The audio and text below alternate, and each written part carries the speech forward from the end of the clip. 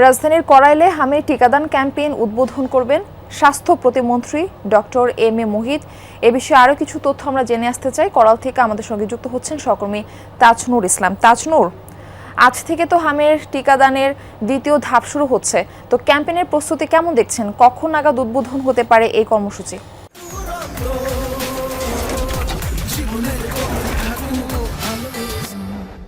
সকাল ৮টায় সময় দেওয়া, সেই সময় হয়ে গিয়েছে।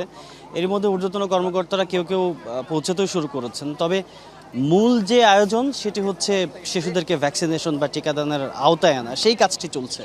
এবং সেই কাজটি আপনি দেখতে পাবেন যে প্রাথমিক পর্যায়ের যে তথ্য সংগ্রহণ এবং তথ্য সংগ্রহ করা এবং টিকা কার্ড দেওয়ার যে কাজটি সেটি চলছে।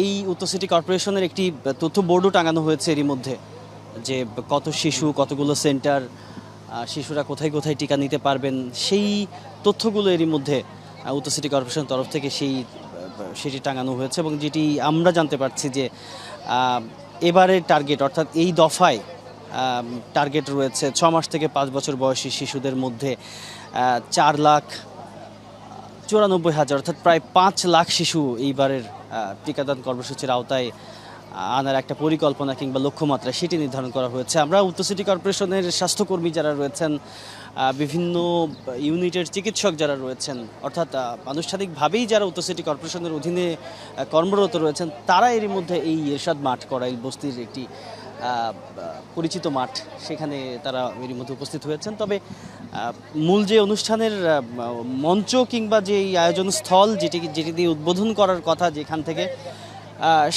সেই জায়গাটি এখনও ফাঁকা রয়েছে। তার কারণ হচ্ছে এটি যে প্রধান অতিথি যিনি স্বাস্থ্য প্রতিমন্ত্রী ডাক্তার এম এ মুহিত, তিনি এখনও পৌঁছননি। এবং একই সঙ্গে সিটি কর্পোরেশনের প্রশাসক তিনিও আসবেন, অন্যান্য যেই সংশ্লিষ্ট কর্মকর্তারা। সব মিলিয়ে মূল লক্ষ্য এটি যে যেই প্রাদুর্ভাব চলছে, সেই প্রাদুর্ভাব থেকে শিশুদের কীভাবে রক্ষা করা যায়, আর তার জন্যই টিকাদান কর্মসূচির এই ঘটা করে এত বড় আয়োজন।